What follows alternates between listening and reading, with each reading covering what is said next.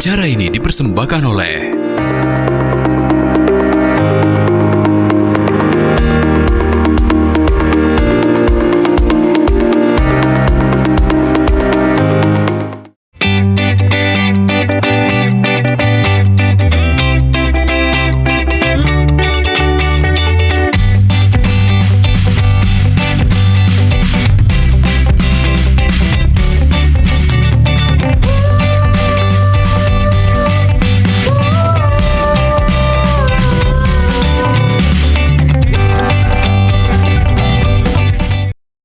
Assalamualaikum warahmatullahi wabarakatuh. Selamat pagi dan juga semangat pagi Mang Cek Bice di rumah pemirsa PAL TV setiap pagi ini setiap hari dari jam 9 sampai dengan jam 10. Kami menyapa pemirsa dengan sejumlah informasi menarik tentunya seputar Kota Palembang dan juga Sumatera Selatan di program Halo Palembang. Dan pagi hari ini bersama dengan aku Mang Cek Midun dan aku Cek Fili. Jadi hari ini sangat spesial karena kita sudah mengundang salah satu narasumber sesuai juga dengan tema kita hari ini karena tanggal 21 April kemarin kita memperingati Hari Kartini. Betul. Jadi kita juga mengucapkan selamat Hari Kartini untuk seluruh perempuan hebat yang ada di dunia ini ya. Betul, termasuk Fili ya. Betul sekali. Jangan lupa juga untuk ucapkan sama diri sendiri ya. Iya. Dan juga pemirsa yang di rumah mungkin Kartini di era sekarang agak berbeda di Kartini di zaman dahulu. Betul. Ya. Jadi pas banget kita hari ini datengin narasumber yang memang menjadi sosok era Kartini di zaman sekarang. Benar. Nah, kita akan langsung kenalan saja pemirsa yang ada di rumah ini. Narasumber kita sudah hadir di Studio 2 PAL TV. Ada Mbak Endang Wasyati Wirono SCMH. Selamat pagi Mbak En. Selamat pagi. Assalamualaikum. Waalaikumsalam. Adem sekali ya. Adem ya. Kalau lihat RA Kartini di zaman sekarang tuh yang adem feel. Benar. Kalau di zaman dulu ini penuh perjuangan. Kalau zaman sekarang ini penuh keteduhan gitu ya. Betul. Nah, kalau sekarang ini pemirsa yang di rumah kita bakal kenalan secara singkat dengan Mbak En. Mungkin minum dulu boleh Mbak En, kita santai aja. Ini mau diwawancarai ya. Waduh. Padahal sudah selalu sering on cam ya. Iya. Mbak En juga mungkin bagi pemirsa yang di rumah yang aktif di sosial media juga sering melihat Instagramnya beliau, begitu ya, berbagai aktivitas mulai dari mungkin pengembangan usaha juga. Terakhir saya lihat Mbak ada saya intip-intip di Instagramnya ada usaha properti juga gitu-gitu ya kan. Karena Mbak En ini merupakan founder dari Income Realty. Betul sekali. Jadi memang sangat memotivasi untuk perempuan-perempuan zaman sekarang ya. Karena kalau kita sekilas, hanya sekilas ini melihat Instagram dari Mbak En ini, wow, itu sangat memotivasi loh. Betul. Oke. Nah, kita mau kenalan dulu. Mungkin kalau Midun sama Fili udah kenal sama Mbak En. Mau pemirsa yang di rumah Mbak silakan perkenalkan dirinya dulu. Ini aku panggilnya siapa nih? Mang Cek Bice. Oh di iya. Rumah. Hai, selamat pagi Mang Cek Bice PAL TV. Saya Endang Wasyati Wirono. Sehari-hari dipanggil EN Wirono. Sehari-hari tugasnya sebagai seorang ibu, seorang istri, dan juga seorang businesswoman. Setiap hari ya kerjaannya rumah kantor gitu. Kadang-kadang sekali waktu kalau suami lagi berangkat saya gantian nganter anak gitu. Kalau pas lagi anak ada lomba ya nemenin gitu. Jadi ya gitulah, jadi seorang ibu dan seorang pekerja seperti itu. Jadi berbagi role. Betul. Jadi aktivitasnya seperti sama saja seperti ibu-ibu yang lain ya Mbak En ya. Betul, sama emak-emak. Emak-emak banget. Nah, ini kita sesuai dengan tema Mbak En. Hari ini adalah refleksi Kartini di masa kini. Mungkin Mbak En kan sebagai salah satu tokoh wanita juga yang di Sumatera Selatan yang memang berdikari dengan diri sendiri, banyak kegiatan yang dibagikan di sosial media juga. Melihat refleksi Kartini di masa kini itu seperti apa sih Mbak En? Ya, jadi kalau ngelihat Kartini di hari ini sebenarnya saya melihatnya lebih mudah gitu ya, compare zaman dulu. Karena kenapa? Perempuan hari ini punya kesempatan untuk punya berbagai opportunity di berbagai bidang yang nggak memandang gender ya, patriarki gitu. Kalau zaman dulu era Kartini bahkan kan dipingit harus di dalam rumah. Tapi dengan kondisi dulu pun era Kartini juga mengeluarkan karya-karya kan. Dia ibaratnya tuh campaign tapi dengan menulis gitu ya, dengan tulisan-tulisan yang dia keluarkan. Terus kalau zaman sekarang mungkin caption ya kan, nge-tweet gitu kan. Nah, tapi hari ini perempuan dengan segala akses yang ada, baik itu di online atau offline, apalagi di leverage dengan digitalisasi, perempuan tuh lebih mudah gitu. Walaupun Tantangannya adalah banyak banget distraksi. Kalau dulu ibu-ibu sebagai ibu rumah tangga ya fokus di rumah gitu kan. Tapi sekarang begitu banyaknya informasi, setiap hari ngelihat dunia segampang itu di sosial media, di Instagram, di segala platform, TikTok, kayaknya kok hidup orang tuh indah banget sesama perempuan gitu kan. Nah, tapi itu semua sebagai seorang perempuan dengan kemudahan, dengan segala akses, ya harus pakai itu untuk sesuatu yang baik, yang produktif tentunya, untuk mendukung apapun yang dilakukannya sebagai role-nya. Apakah seorang Kartini hari ini yang dia di rumah itu tidak lebih baik dengan mereka yang bekerja, berkarir misalnya? Wah, itu jauh lebih mulia kalau menurut saya. Karena saya pribadi kalau ditanya, mau nggak di rumah aja, ngurus anak aja, ngurus suami, ngurus rumah, saya mungkin bisa stres gitu. Dan saya udah pernah cobain itu, ya kan, kalau kayak misalnya Lebaran Mbak pulang gitu kan, saya merasakan sekali bahwa itu adalah hal yang nggak mudah gitu. Ketika harus mengerjakan semua tugas di rumah yang nggak habisnya gitu kan, terus belum lagi anak cranky, setiap pagi hari harus dibuatin sarapan, ya kan, siang mau makan siang, sore mau mandi gitu kan. Kok kayaknya ini kerjaan nggak habis-habis gitu ya. Jadi ya dengan segala privilege, saya bilangnya adalah privilege Kartini hari ini, saya dan teman-teman perempuan semua, Fili, harus bisa lebih baik, harus bisa lebih berdaya dengan segala privilege, kemudahan, keterbukaan informasi yang ada hari ini gitu. Jangan sampai kita masih banyak alasan. Kartini yang zaman dulu nggak ada sosial media, Kartini yang zaman dulu nggak ada internet, Kartini yang zaman dulu mau akses orang itu dipingit di dalam kamar, itu aja bisa mengeluarkan karya. Betul. Apalagi yang kita hari ini dengan segala keterbukaan informasi, kemudahan, kita masih alasan tuh kayaknya tuh malu banget gitu loh. Jadi udahlah, no excuse. Lu sebagai siapapun, sebagai ibu rumah tangga, sebagai seorang businesswoman, sebagai seorang mendouble misalnya dengan role ganda sebagai ibu rumah tangga dan sebagai wanita karir, jalani, cintai, dan jadilah yang terbaik. Jadi ibu yang terbaik, jadi istri yang terbaik, jadi pemimpin yang baik di perusahaan, di organisasi tentunya. Jadi no excuse gitu. Gimana biar nggak excuse? Ya jalani semuanya dengan cinta, belajar terus, upgrade diri gitu. Dan itu akan membuat kita jadi lebih shine bright like diamond. Wow, kayak lagu ya Mbak.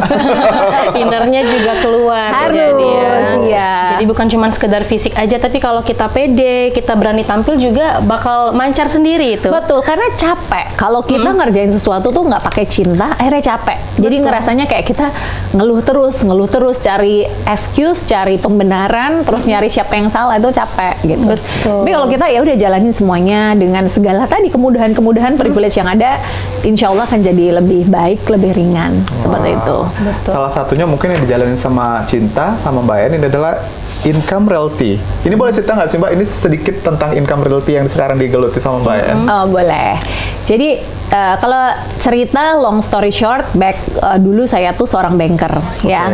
Saya berasal dari keluarga yang sederhana. Bapak ibu saya petani, kita merantau dari Jawa, dari Kulon Progo, dari Jogja Coret ya. Lumayan jauh ya. Ya, merantau ke sebuah daerah di Sumatera Selatan, di Musirawas. Kalau tahu mungkin daerah Wonosari, Megang Sakti. Nah, bapak ibu saya merantau ke sana. Dan saya merantau lagi ke Palembang untuk kuliah. Dan karena waktu itu ibu saya single mother, bapak saya meninggal kelas 2 SMA, saya berpikir kalau saya hanya memakai uang ibu saya nih cadangan untuk sekolah, dan ibu saya pun jual sepetak sawah untuk saya sekolah, 18 juta waktu itu. Kalau saya pakai duit itu doang, pasti akan cepat selesai nih, habis. Bahkan mungkin belum tamat S1, mungkin saya harus putus kuliah. Makanya saya akhirnya decide, waktu itu saya kuliah di Universitas Muhammadiyah Palembang, saya decide untuk pindah kuliah yang bisa sekolahnya malam, siangnya saya kerja. Saya pindahlah ke Tridinanti.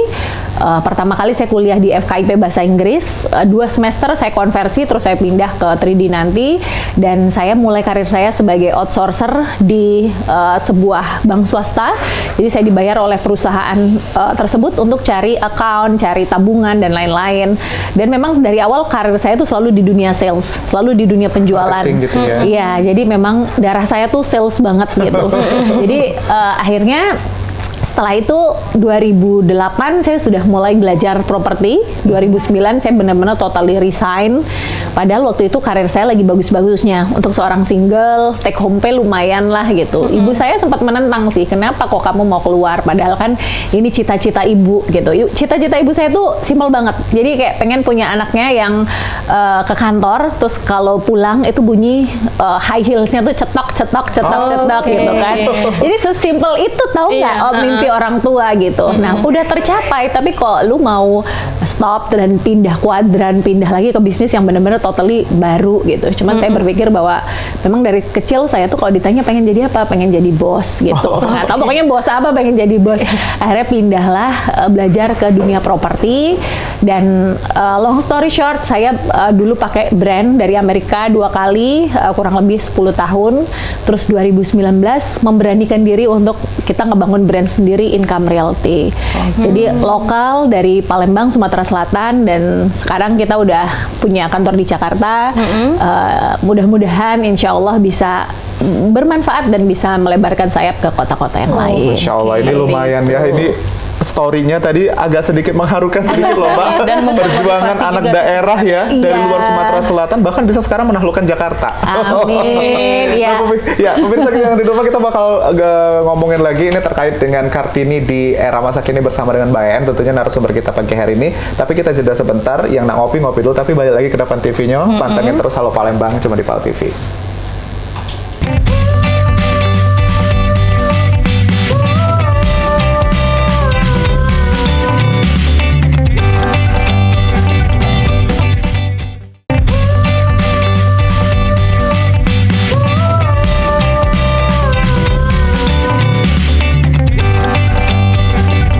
Ya, kita kembali lagi pemirsa di Halo Palembang. Ini segmen kedua kita bersama dengan tentunya Mbak En tadi, narasumber kita pagi hari ini terkait dengan tema refleksi Kartini di masa kini. Dan di segmen pertama tadi kita sudah sedikit mengulas ini beliau aktivitasnya apa, begitu ya, dan merefleksikan era Kartini di zaman sekarang itu seperti apa, Cek Fili. Benar sekali. Nah, kalau misalnya kita sering lihat media sosial ini, Mbak En, jadi kan kita sering lihat komentar juga nih bahwasannya ada beberapa orang yang mengeluh dengan nggak bisa bagi waktu antara pekerjaan ibu rumah tangga, ngejar karir juga, belum ngurus anak dan lain-lain. Nah, kalau dari Mbak En sendiri, ini tipsnya gimana untuk mengatur jadwal yang sebegitu padatnya untuk saat ini? Ya, ini penting banget ya, pertanyaannya bagus banget. Jadi tentang time management. Jadi semua orang di hidup ini dikasih waktu 24 jam yang sama, ya kan? Dikasih napas yang sama, pagi hari bangun tidur dikasih rahmat, nikmat untuk napas gitu ya. Tapi kenapa kok ada orang yang hidupnya kayaknya susah banget manage waktu gitu. Ada yang kayaknya smooth banget gitu manage waktu. Jadi ini juga tetap semuanya proses dan belajar. Dan tentang time management ini nggak bisa serta-merta kita itu langsung sempurna gitu ya. Pasti ada bongkar pasangnya juga. Dan ya tadi pakai skala prioritas. Jadi mana yang prioritas dalam hidup kita? Kalau saya selalu pakai value. Jadi value apa sih yang paling priority pertama dalam hidup? Misalnya family. Ya, kalau family yang pertama tentu Tuhan dulu lah ya. Kita ibadah apapun segala macam ya. Kalau bisa lagi meeting pun ya udah selesaiin langsung ibadah dulu gitu. Ya. Teorinya gampang, tapi prakteknya ya harus benar-benar disiplin gitu kan ya. Kadang-kadang sampai lewat waktunya kita belum sholat gitu kan.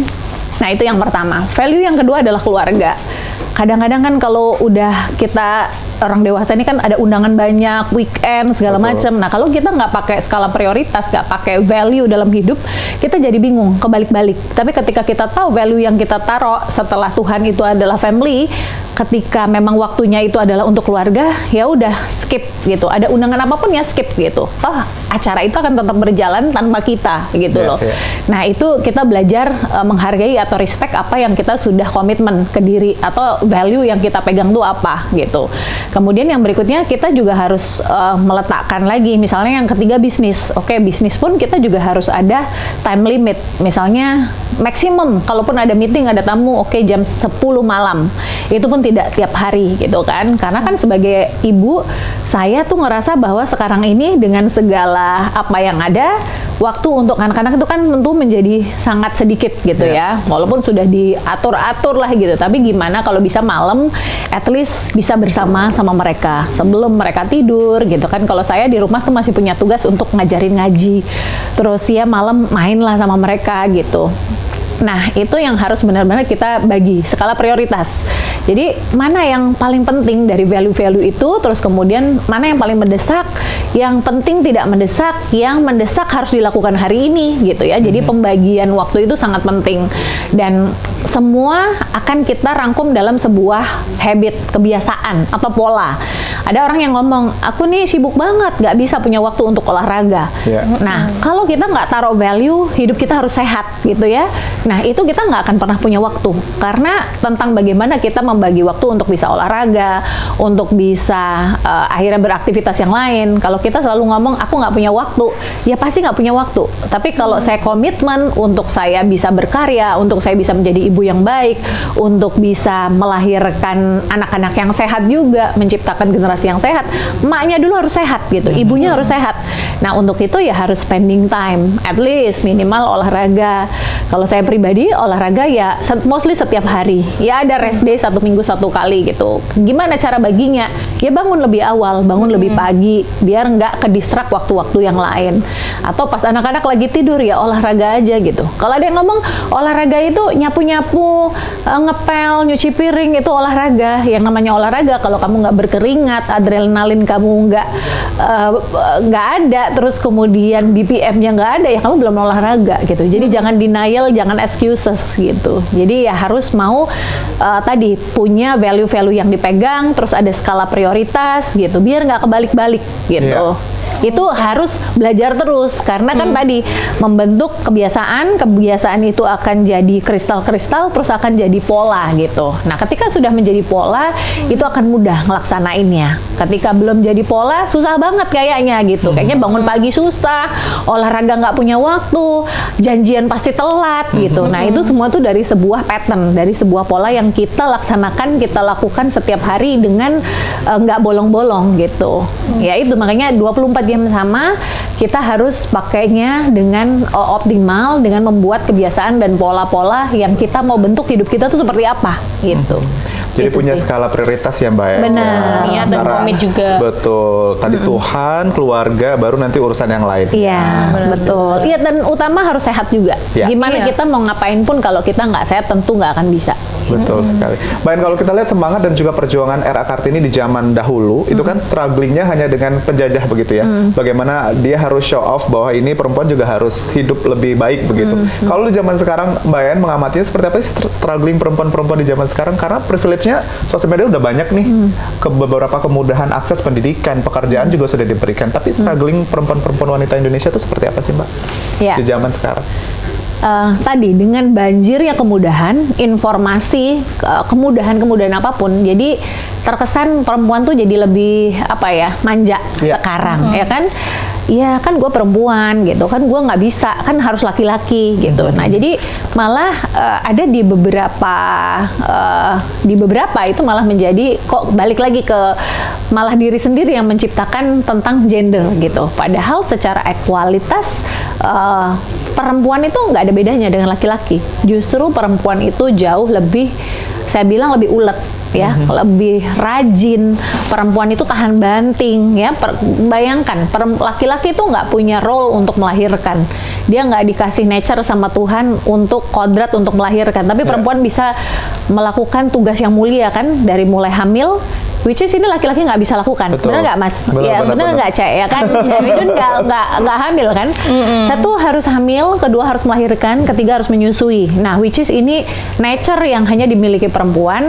Nah, di dalam hari ini kalau saya ngelihat perempuan karena dengan segala kemudahannya, dengan ya tadi sosial media yang begitu mudahnya, begitu terbukanya semua informasi, kadang-kadang perempuan menjadi lebih mau yang instan. Ya, perempuan mau beberapa itu mau yang cepet-cepet gitu ya. Padahal semua tuh butuh proses gitulah. Orang ada di titik ini, mungkin banyak teman-teman yang ngelihat saya hari ini, tapi banyak step yang dilewati pada prosesnya gitu. Yang berdarah-darahnya tuh banyak. Kalau kita ngelihat di sosial media saat ini ada banyak banget mungkin figur perempuan yang nampaknya itu ada di puncak karir, hebat, bisnisnya moncer, keluarganya bahagia. satu hal yang kita harus refleksi ke diri kita ya, apa yang kita bisa pelajari dari proses hidupnya mereka gitu. Jadi kita nggak boleh hanya FOMO, hidup mereka enak banget, hidup mereka tuh nampaknya kayak kehidupan princess yang di rumah kaca gitu ya. Tapi kalau kita mau belajar, gimana mereka ada di titik itu? Nah itu yang harus kita kasih pertanyaan kritis gitu. Apa sih yang mereka lakukan gitu? Pola apa yang mereka lakukan, habit apa yang mereka lakukan gitu. Nah jadi kita jadi fragile, jadi kesannya itu maunya instan, maunya cepet-cepet gitu kan.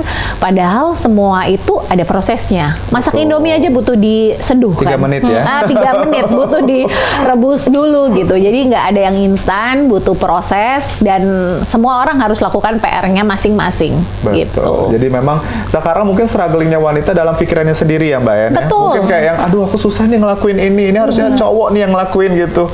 Atau misalnya jadi entrepreneur tuh ya udah kerjaannya si cowok bukan cewek gitu-gitu ya kali ya. Udah ketanam duluan pikiran yang jelek sebenarnya. Iya. Jadi udah males duluan gitu kan. Betul. Nah, Mbak Ayan, kalau tadi kan Mbak udah cerita banyak ya mengenai semangat Mbak yang udah rantauan dan sampai sekarang juga alhamdulillah udah berkarir di Palembang.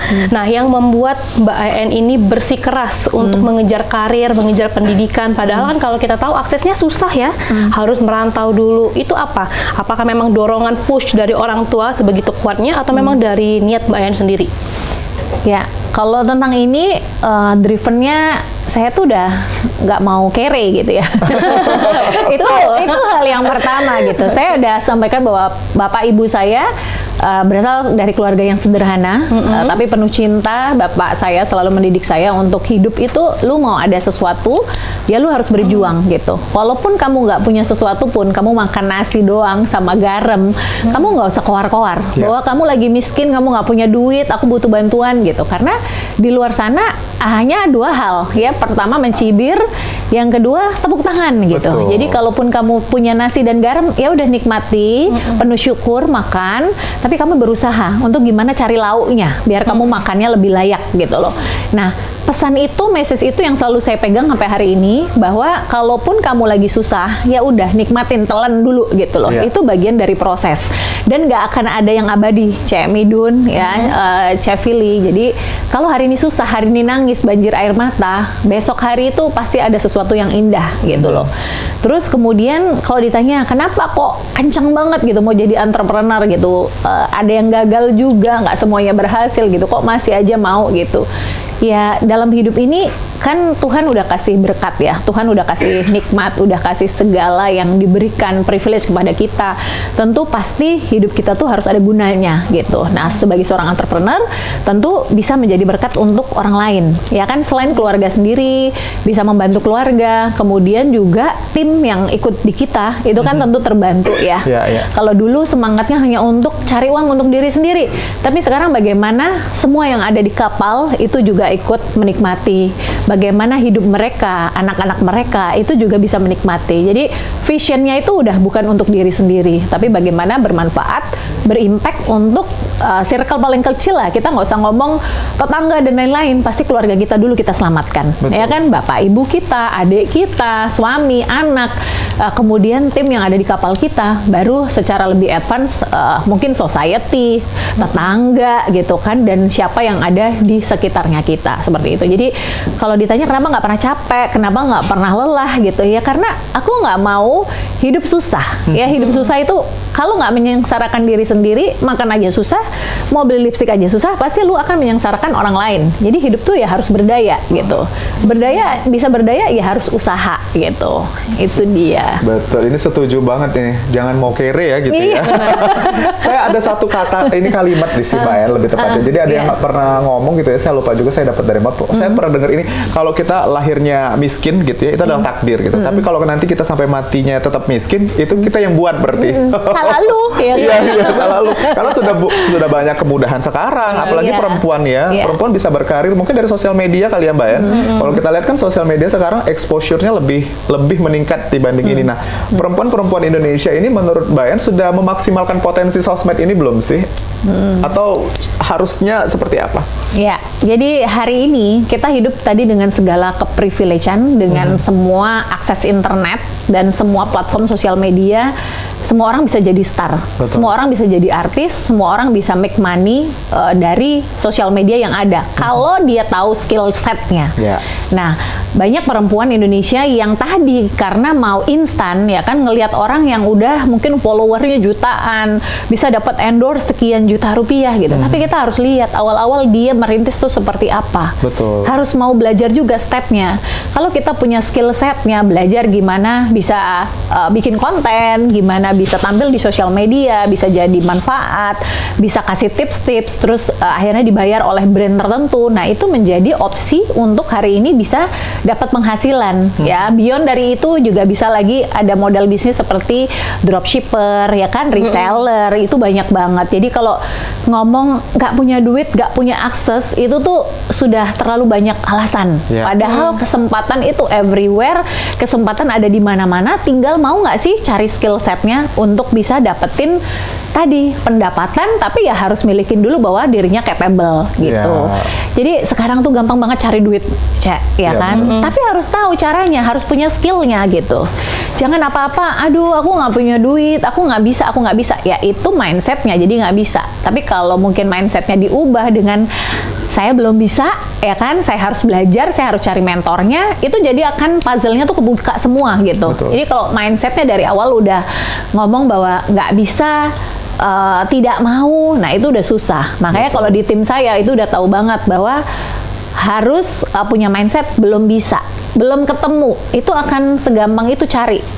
Sekarang ini dunia itu cuman satu layar smartphone, satu klik gitu ya, Mbak. Satu layar laptop. Jadi kalau kita mau cari something, tinggal cari aja keyword.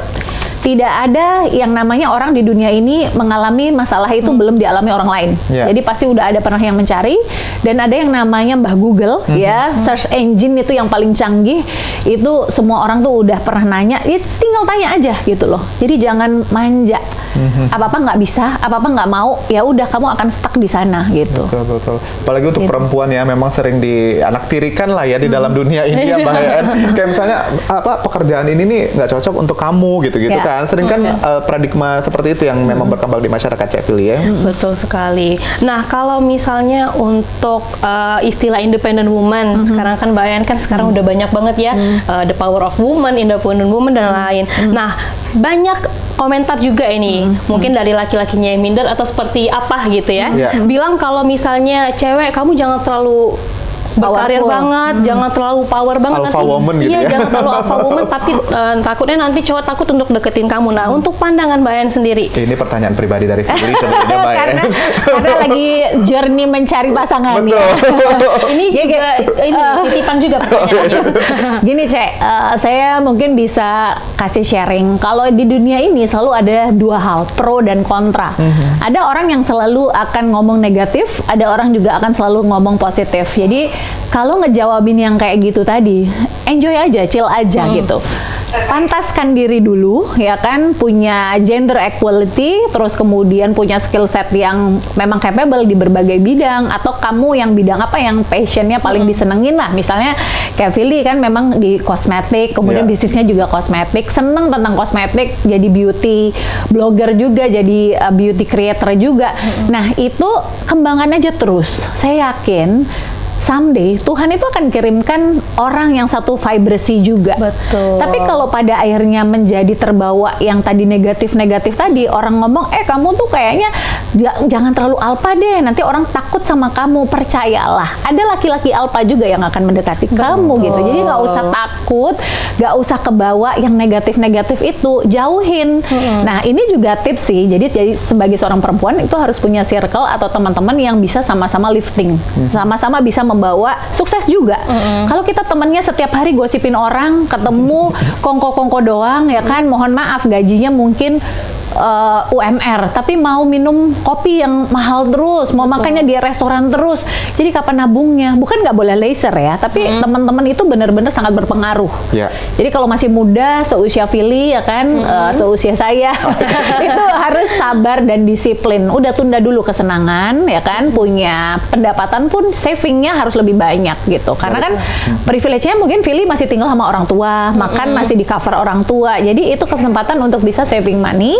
Dan kalau yang tentang tadi, takut gak sih nanti kalau aku sampai alpha orang nggak mau lagi deketin? Gak usah takut, just go ahead, pantaskan diri kamu, pasti akan datang juga yang pantas untuk kamu. Nah, itu jawabannya sangat luar biasa untuk seluruh yang punya keluhan seperti ini. Dengerin wanita-wanita yang masih lay di kasur jam segini ya.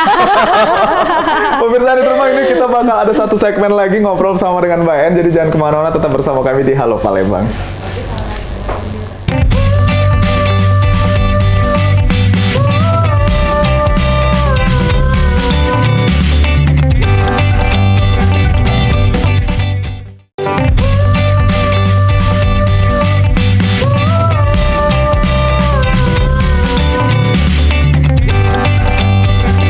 Ya, terima kasih pemirsa, balik lagi kita di Halo Palembang. Ini segmen terakhir, memang kalau ngobrol yang bervalue ini tidak terasa, Cek Pilih. Kalau obrolan itu isinya daging galau. Daging, betul. Tadi juga di belakang kamera kita sempat ngobrol sama Mbak En. Nah, Mbak En terkait dengan mimpi seorang wanita dari sosok Mbak En ini gitu loh. Ada lagi nggak sih Mbak mimpi-mimpi yang pengen dikejar selanjutnya?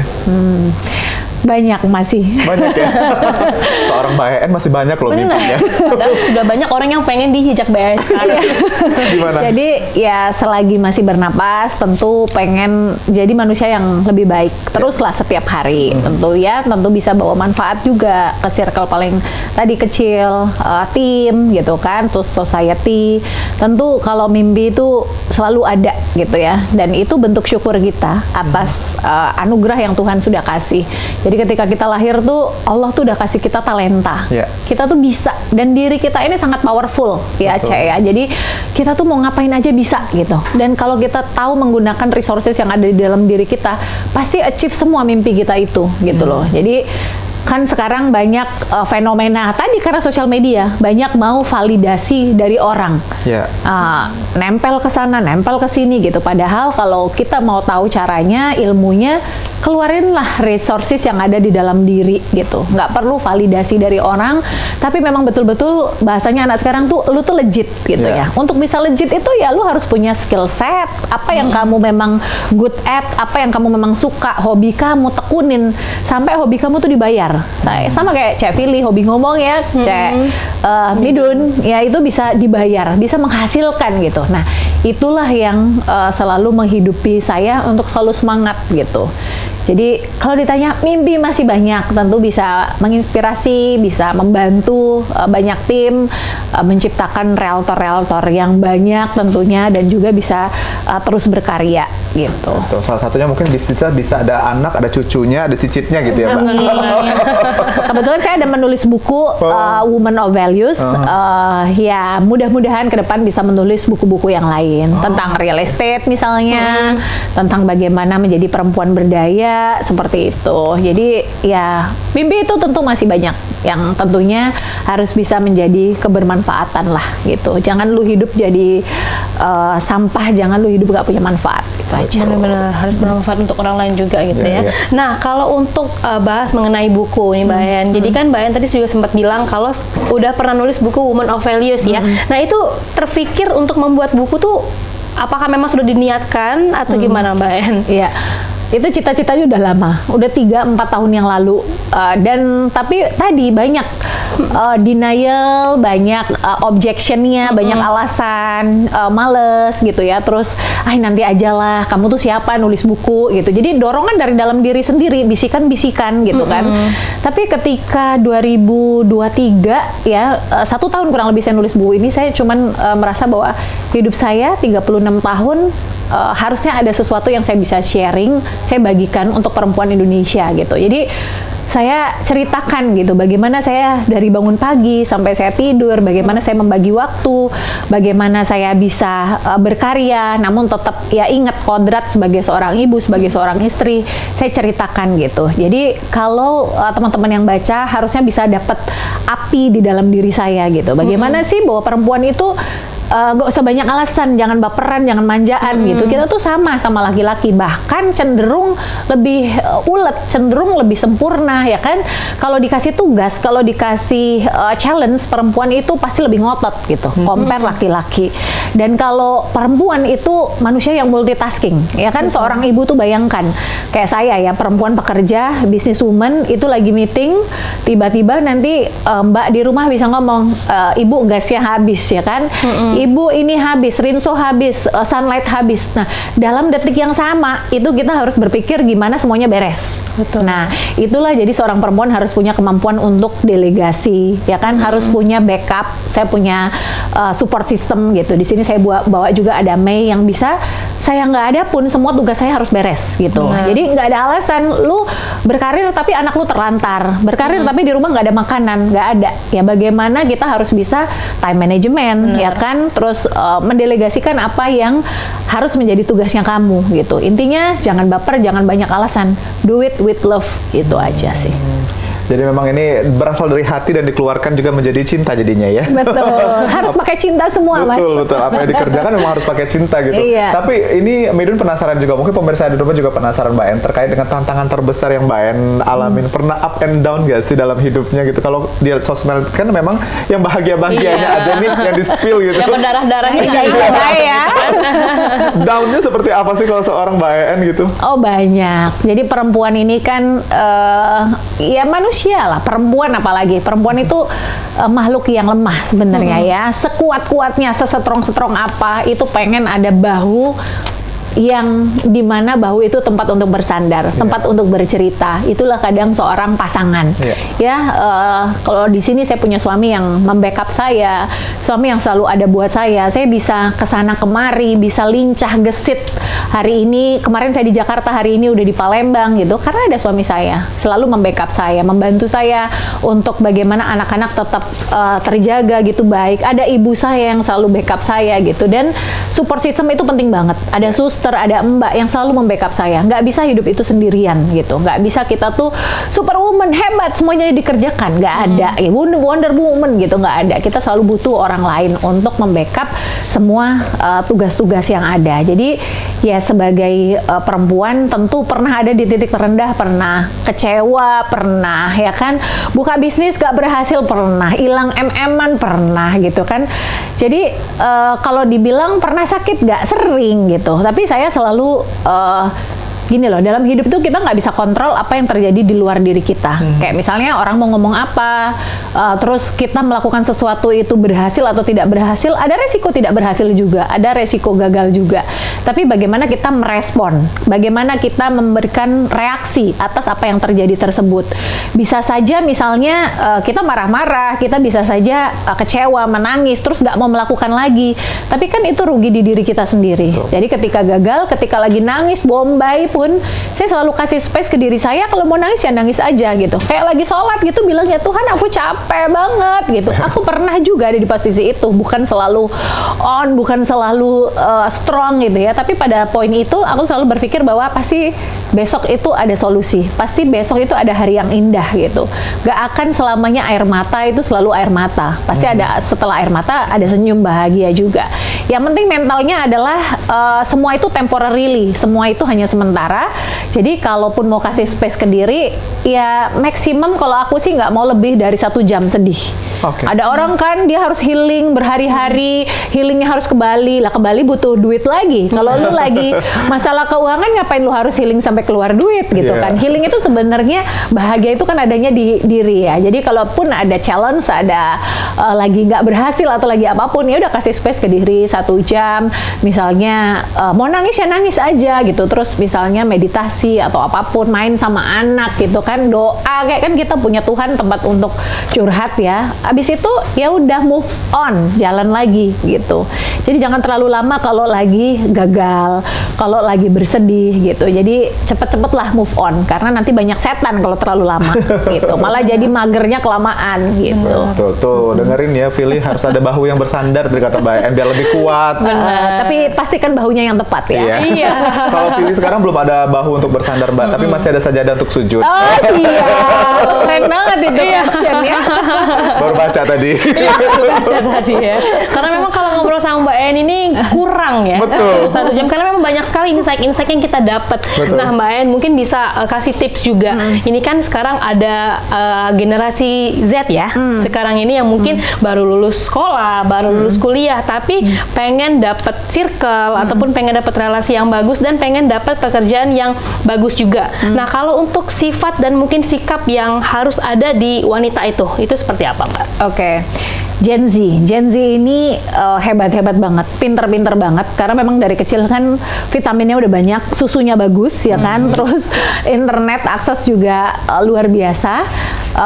Namun tadi keinginan untuk instan, terus fragile, ya dikit-dikit mental health gitu kan. Diagnosis sendiri ya Mbak. Ini tips dari aku yang mungkin udah milenial ya, sedikit harus lebih kuat lah, lebih strong gitu. Jadi kenapa kalau kita lihat generasi orang tuanya kita itu bisa lebih strong, asetnya lebih banyak gitu, karena mereka bisa mengelola gitu. Tadi kayak mental health, dikit-dikit mau healing, dikit-dikit mau laser kemana gitu ya. Itu semua kan pasti setiap activity yang kita lakukan itu ada konsekuensinya, cost gitu. Kenapa kalau enggak healing, misal kayak di Palembang, itu daerahnya banyak banget yang kita bisa healing ya. Bahkan mungkin kayak baca buku, meditasi itu once juga namanya healing. Nonton Netflix yang murah-murah aja itu juga bagian dari healing. Jadi nggak selalu kita mau nurutin self esteem, ya kan, kayak harus pergi kemana, foto diupload di sosial media. Nah itu kan kebiasaan-kebiasaan yang menurut saya bisa dikelola lebih baik gitu ya. Nah sikapnya ya harus selalu punya growth mindset, harus mau belajar ya hal-hal baru, ketemu teman baru, ketemu circle baru, bergaul dengan yang lebih dewasa. Malah kadang-kadang kalau bergaul dengan yang satu usia, kadang-kadang tuh horizonnya masih sama-sama, jangan-jangan malah sama-sama toksik. Kalau toksik ya malah benar-benar harus dieliminir gitu kan. Aku kayaknya nggak cocok deh temenan sama ini karena aku nggak punya progresin sama dia gitu. Jadi sikapnya harus punya growth mindset, mau mengupgrade diri, belajar, ikut seminar. Sekarang banyak yang webinar online berbayar gratis ya, ikut gitu. Karena dengan seminar atau seminar yang berbayar mahal itu biasanya kita ketemu teman-teman yang berkualitas juga gitu. Terus find the mentor. Kayak misalnya Fili bermain di kosmetik, temukan mentor yang memang ada di bidang itu, tempat untuk belajar, untuk bertanya gitu. Dan sekarang banyak sekali kok komunitas-komunitas di mana kita bisa join, bisa kita ambil informasi dan pembelajaran dari sana. Betul, Gitu. itu tips dan juga himbauan mungkin ya untuk perempuan-perempuan yang ada di luar yang pengen produktif gitu ya, dan pengen hidup berdikari dengan diri sendiri tanpa ada unsur manjanya tadi. Boleh manja, Boleh. tapi tetap harus berdaya. Iya.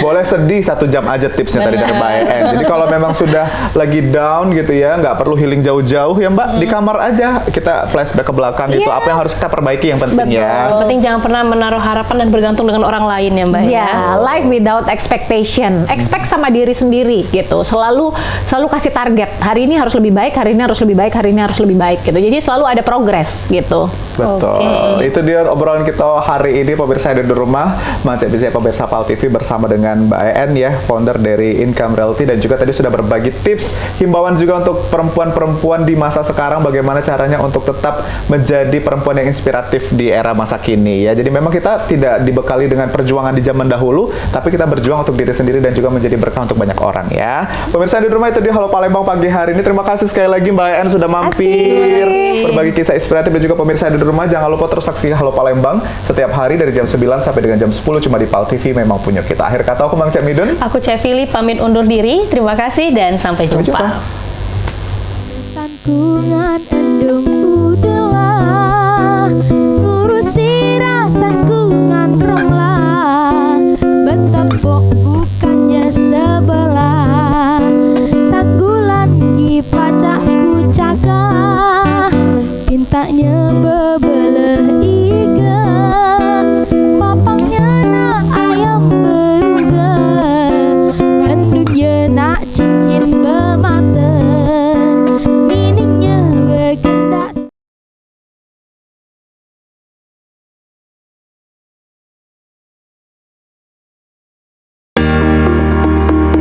Acara ini dipersembahkan oleh